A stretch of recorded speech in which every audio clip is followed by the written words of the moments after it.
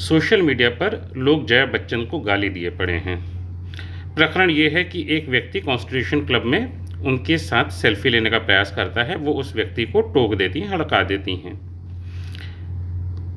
वो वीडियो देखने से बहुत स्पष्ट दिख रहा है कि उस व्यक्ति ने जया बच्चन से परमिशन नहीं लिया था, ना ही उनको जानकारी थी। सडनली उनका ध्यान जाता है कि अरे मैं किसी और से बात कर रही हूँ और ये व्यक्ति आकर के मेरे साथ सेल्फी लेने का प्रयास कर रहा है। वो उसे हड़का देती हैं। क्या गलत किया उन्होंने?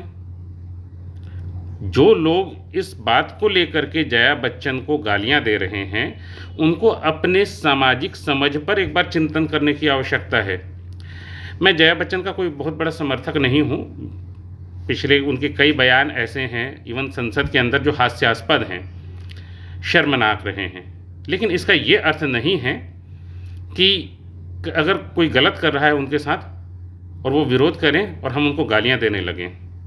आप एक बात सोचिए, आपके परिवार की कोई स्त्री है, सडनली एक व्यक्ति आकर के उस स्त्री के साथ में सेल्फी लेने लगता है बिना उस स्त्री की जानकारी के, बिना उस स्त्री के अनुमति के।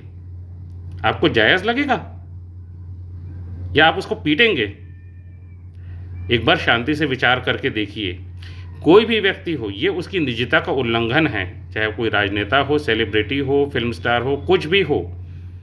आप किसी के साथ में सेल्फी लेने पहुंच जा रहे हैं बिना उसकी अनुमति के, या किसी की फ़ोटो खींच रहे हैं बिना उसकी अनुमति के, ये कितना जायज़ है? ये आपकी नीच मानसिकता को प्रदर्शित करता है। पिछले कुछ समय से सोशल मीडिया के जो दौर आया है, भारतीय मानसिकता स्त्रियों के प्रति कितनी निम्न है वो दिख रही है।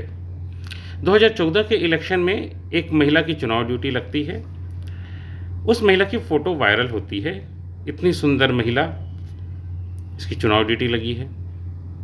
अजीब नहीं लगता? आप एक स्त्री के गुणों को महज उसकी सुंदरता के आधार पर तौल रहे हैं। स्कंद पुराण में एक बड़ा अच्छा वर्णन आता है।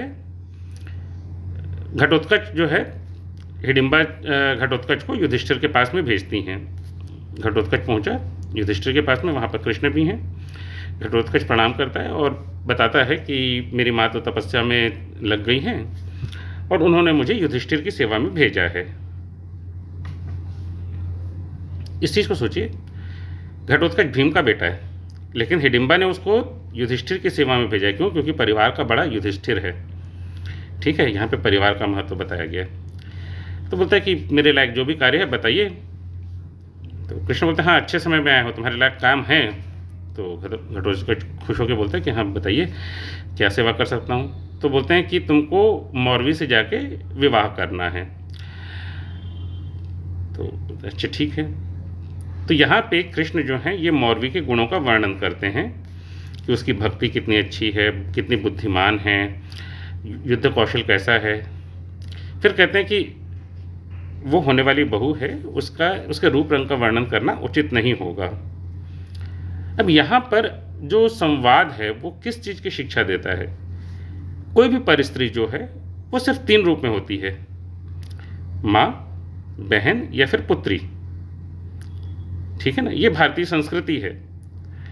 और जब आप किसी भी परस्त्री को इन तीनों रूपों में देखते हैं तो क्या आपको फ़र्क पड़ेगा कि वो सुंदर है, बदसूरत है, गोरी है, काली है, कैसी है? इससे फ़र्क नहीं पड़ता। आपने कभी अपनी माँ के विषय में सोचा, या अपनी बहन के विषय में सोचा, या अपनी पुत्री के विषय में सोचा कि वो गोरी है, काली है, सुंदर है, बदसूरत है? कभी विचार नहीं आता। आप उस भाव से देखते ही नहीं हैं उन्हें। जो आपकी माँ है वो हैं, गोरी हैं या काली हैं, सुंदर है, बदसूरत है, लेकिन आपको फ़र्क नहीं पड़ता। सेम आपके वो भाव जो रहता है अपनी बहन के प्रति भी रहता है और सेम अपने पुत्री के लिए भी रहता है ना? तो ये जो आजकल जो सोशल मीडिया के ज़माने में आप किसी भी स्त्री की फ़ोटो घुमा रहे हैं, ये कितनी शर्मनाक बात है। ये आपके चारित्रिक पतन को दर्शाता है। कुछ लोगों को लगेगा अरे किसी की फ़ोटो शेयर कर देने से क्या चारित्रिक पतन है? बिल्कुल है। शास्त्र हमारे, या जो भारतीय संस्कृति वो यही बताती है कि यदि कोई किसी स्त्री के रूप रंग पर आपका ध्यान जा रहा है, कोई भी परस्त्री है उसके रूप रंग पर आपका ध्यान जा रहा है ना, तो आप शांति से विचार करेंगे तो उसमें सिर्फ एक ही भाव रहता है, वो है काम भाव। आप उसकी एनालिसिस कर लीजिएगा। तो ये जो हरकतें कर रहे हैं ना, इसे प्लीज़ बंद कर दीजिए, और जो भी लोग ये हरकतें कर रहे हैं, उन्हें अपने आप को हिंदू कहने का तो बिल्कुल अधिकार नहीं है, सनातनी कहने का अधिकार नहीं है, ठीक है ना? क्योंकि भारतीय संस्कृति में स्त्रियों को सम्मान दिया जाता है, इस ढंग से अपमानित नहीं किया जाता। कुंभ चलता है, कुंभ में आपको वहाँ पर एक स्त्री नज़र आ रही है, उसकी सुंदरता नज़र आ रही है। आपको कुंभ में साधु संत नज़र नहीं आ रहे हैं, कुंभ में आपको इतना बड़े आयोजन का जो प्रबंधन है वो नज़र नहीं आ रहा है। कुंभ में फेमस कौन हो रहा है? हर्षा रिशारिया, मोनालिसा, ममता कुलकर्णी। मैं यहाँ के जो भी जो साधु संत भी जो बने पड़े हैं, अखाड़े वाले जो हैं, या जो भी ऐसे बड़े नामी गिरामी धर्मगुरु हैं, मैं उनसे भी ये प्रश्न पूछना चाहता हूँ, ये क्या बना करके रख दिया आपने? हर्षा रिछारिया किस आधार पर वहाँ पहुँच गई, जो कि एक मॉडल है? सडनली वो देश के सबसे बड़े अखाड़े के प्रमुख व्यक्ति के साथ में घूमने लगती है। क्या इस चीज़ की शिक्षा दे रहे हैं आप? शांति से प्रत्येक व्यक्ति को विचार करने की आवश्यकता है कि हम किस दिशा में जा रहे हैं। एक तरफ तो हम लोग सनातन का झंडा ऊंचा करने की बात करते हैं, सिर्फ सोशल मीडिया फॉरवर्ड्स तक के। तीर्थ यात्रा को भी हम लोगों ने क्या बना दिया है? पर्यटन, है ना? लोग तीर्थ यात्राओं पे जा रहे हैं और शराब पी रहे हैं। ये मैंने पर्सनली देखा है, लोगों को इस ढंग की हरकत करते हुए गाली दे रहे हैं। वहाँ पे उनको ऐशो आराम चाहिए, ठीक है, एक मिनिमम सुविधाएं चाहिए, अच्छी बात है, लेकिन पर्यटन स्थल मत बनाओ यार तीर्थ को। और इसको अगर आपको ये लगता है ना कि इससे आप सनातनी सिद्ध कर रहे हो अपने आप को, बहुत बड़ा धार्मिक सिद्ध कर रहे हो, तो आपकी गलत फहमी है ये।